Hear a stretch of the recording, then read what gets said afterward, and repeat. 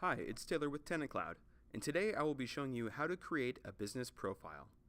Having a business profile will help landlords and owners match you with their specific needs with their property. First, click the Business Profile tab from the far left screen. Next, click the Edit gear at the top right of the menu. Fill out your contact information,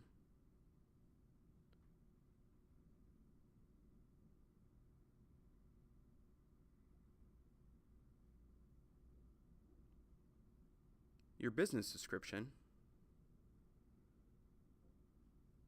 and provided services.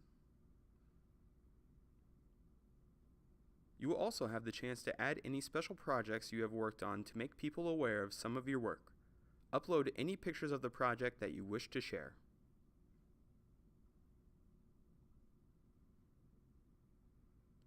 Once you are done, click Update.